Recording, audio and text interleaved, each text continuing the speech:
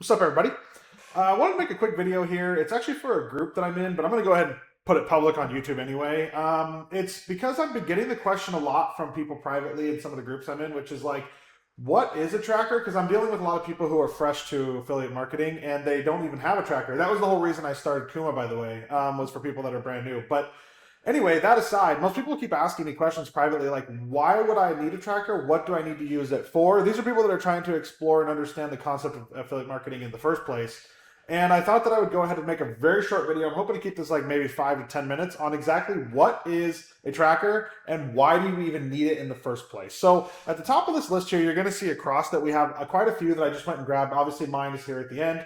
And what these are is they're all roughly doing the same thing. And that is traffic source. You can see down here, and we'll make some more fun lines together like to express more. But essentially, a click comes from like a user sees an ad that we've made. They click that ad, they come to your tracker. The tracker logs some data about that user and then decides where to send them to whatever you're promoting.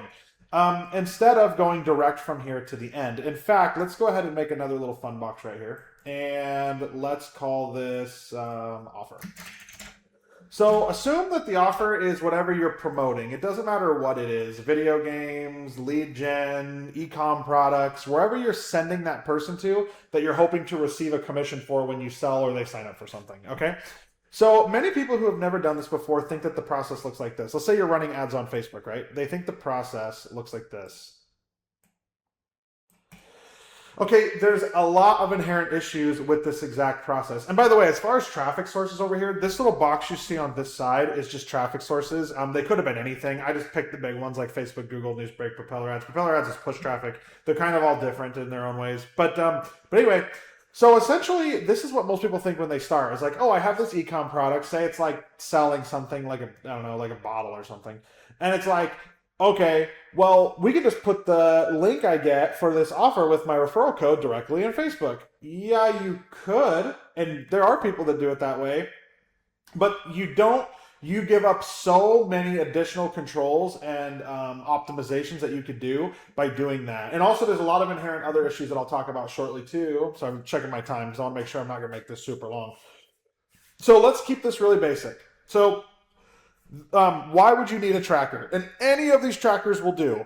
Okay, any of them. And some are more complicated than others. Like RedTrack, big one. It's hosted. It's pretty easy to get going. Volume, same thing. Clicklist, same thing. Self-hosted, self-hosted. I believe BMob has both, and then mine is purely self-hosted, and mine is free. I think mine's the only one in this list that's free. I think one of them has a free tier too. It might be BMob that has a free tier also, but yeah, mine's completely free, and the others are not necessarily super expensive. They're like in the net. I think they range from like basically $49 a month to maybe $200 a month, depending on what plan and what you get. So, okay, so let's imagine that instead we're going to the tracker, and let's discuss why I say what you want to do, or my position is you would want to absolutely go this road versus this road. Let's talk first about reporting, and let's talk about Meta to be specific. When you're running ads on Facebook or Meta, the reporting inside of Meta, it does have conversion tracking and all of that. If you're able to post back to it with this API and all that stuff, which often an offer source will help you set up. It's a little bit complicated, but they can help you set it up. There's some issues with that though, which is one, it's completely delayed. So what I mean is that Facebook's reporting dashboard is often delayed by over 1 hour. So meaning if you get, like, let's say you're spending a bunch of money, right? Like hundreds of dollars an hour or whatever amount, in your mind, it seems like a lot, right? You could think that your campaigns are totally upside down, but the fact of the matter is that Meta's not seeing a lot of those conversions coming back because it's delayed. Its tracking is delayed by over an hour. So you may think, oh no, we're losing all this money, when in actuality, it's because you're delayed. Secondarily, it doesn't let you capture any additional data or data points or tokens about your users. So, for example, ad placement, device type, if it was Instagram or Facebook, because you're usually advertising on both when you're running on Meta. Tons of little data points that you can get or you can capture with a tracker. And the biggest one of the tracker that I think is you have much more control over landing pages and offers. I mean, and let's go ahead. I don't know how this arrow got here. Let's go ahead and talk about what I mean by that. Inside of your tracker, you're going to be able to set up landing pages and you're going to be able to set up offers. okay, inside of a single campaign that you make. So let's say that in the tracker, you create this big campaign, okay? And a campaign just generates a link for you, basically something that you can put into Meta that when somebody clicks, they end up going to your tracker, which sends them to this campaign. Under that campaign, let's say that you have landing pages here, and let's say you have 3 of them, right? We're going to do like a little art school thing here. Just bear with me. I'm going to try to keep this short, all right? And maybe I should have made this before I made the video. I don't know. Maybe I'm not smart enough for that. So you have 3 landing pages here, right? And let's go like landing page 1, and then like 2 and 3. You get the point, right? Like here's landing page 1, making text in this, do what I want. Okay. I think I can copy this and paste it, right? Yeah, there we go. Make my life way easier. Okay, so let's say that you're testing and you have landing pages. Now, one thing is normally if you didn't have a tracker, you'd have to make unique campaigns for each of these landing pages, right? Because you can only send the click to one place. Well, with a tracker, your one campaign can rotate all of these landing pages at one time, meaning that it can split test for you on the same one campaign link that you've put into the source. So you can have different landing pages show. And then on top of that, let's say that when somebody clicks off that landing page, they go to an offer. But let's say that you're testing 2 offers against each other, okay? Let's say you have offer 1. Now I know I can just paste. It's going to make my life way easier.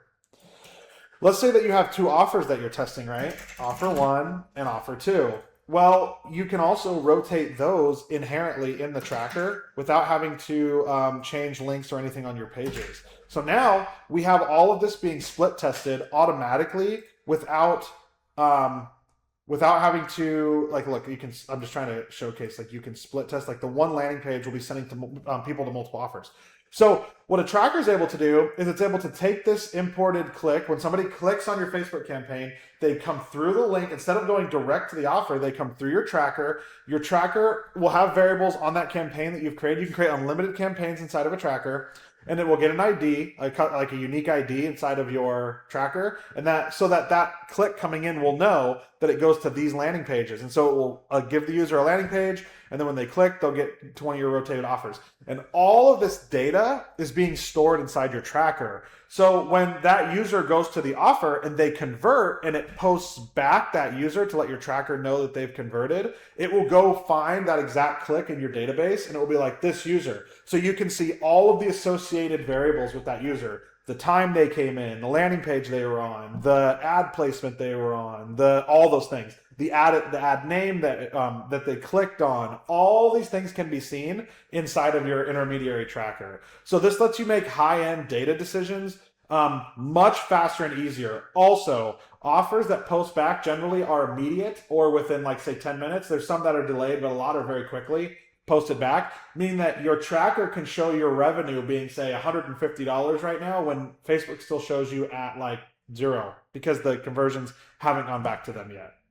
So you can make real-time decisions about scaling, cutting, things like that because you have campaigns. And then also you can set up 20 different campaigns in your tracker and post those links into Facebook. And so your one tracker will give you an overview of all your campaign performances in one place. And you can unrotate landing pages, unrotate offers, make decisions about your campaigns without ever having to go back and change the links inside of your campaigns. Okay? So this helps you to capture data, control your campaigns way easier, and to be able to have much more control of your data and being able to see things quicker to make decisions. That's essentially what a tracker is doing. I know that this probably most people who are even have found this channel already have a tracker or know what they're doing, but I've had the request enough times now for people to ask me, like, what is a tracker? Why do I need a tracker? What's the point of a tracker? And how does it play into their campaigns? I decided, you know what, I'm just going to make a 10-minute video, just sort of overview, explaining what it is, why you need it, and why you want it. I argue that you should use a tracker every time for any advertising campaigns you run on any sources because you're going to be able to customize all of this flow path. Okay, and there's tons more that I didn't go into here about trackers that can make your campaigns way easier and can help you minutely control little aspects of everything from, like, passing unique data to passing location data to all kinds of hidden tokens you can track to all kinds of things that can really help you out when you're trying to find successful campaigns and cut losers and stuff like that. So especially with push traffic, there's a lot more to be said about that too. This is just a very high-end overview. So Like I said, all of these trackers work. No, I'm not trying to just say push you to go get mine. All of them work and do the same job. Every single one of them, essentially at their base, does a great job. And I've used a lot of these. I've used Volume, I've used RedTrack, I've used Kitaro. I have not used ClickFlare. I have used Binom, and I have used BMOM. So, and there's a bunch more that I didn't put in here. So there's a bunch of them out there. But anyway, that's a very quick overview. And like I said, I'm going to put this on YouTube, even though it's meant for kind of a private group. I'll put it on the Simple Kuma channel. Hopefully it'll help somebody.